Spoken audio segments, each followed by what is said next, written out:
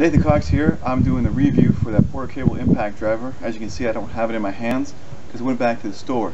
When a tool isn't going to earn its keep, I'm not going to keep it. Simple as that. Problem was, it kept making a burning smell. First, I got caught it up to just a little bit of tool oil maybe, or some dust from the warehouse factory. It kept getting worse. Each day I used it, after 3 days, it kept getting worse and worse. And I wasn't doing like setting big lag bolts with it or anything like that. I was setting 3-inch deck screws into pre-drilled pilot holes. It should have been a super easy task for that thing to complete. A lot of the comments on there said typical Porter Cable quality. You gotta be careful. This is the Porter Cable that when you see those comments that they were talking about, this saw here. This saw is almost 15 years old, and I've worked it very hard, and it still continues to work very hard.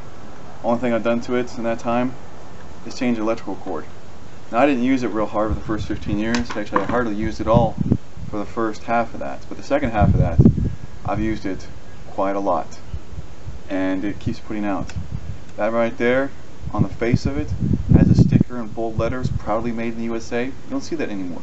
The new Porter Cable, a couple years ago, roughly 2, I think, don't quote me on that, was bought by Black & Decker and repositioned as an in-between between the Black & Decker and the DeWalt, because Black & Decker also owns DeWalt. So some of their tools lean more towards DeWalt, most don't. Be careful of blind loyalty. Companies change hands, management takes place, they make changes.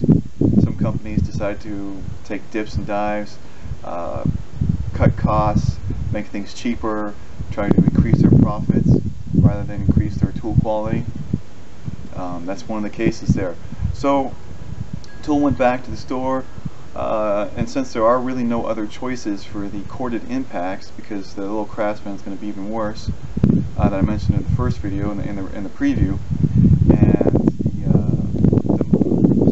I was going to say Milwaukee, but the Makita wasn't a compact impact. It was a full impact, and it's not something I'm looking for. All the technology for these impact drivers are obviously in the cordless line, and I'm just going to have to break down here eventually and buy a new cordless pack. And when I do, I'll be happy to review that with you guys. So I hope this helps you make your decision. I cannot put my seal of approval on that tool. I wish I could, but I can't. So guys, thanks again. As always, please share and please subscribe.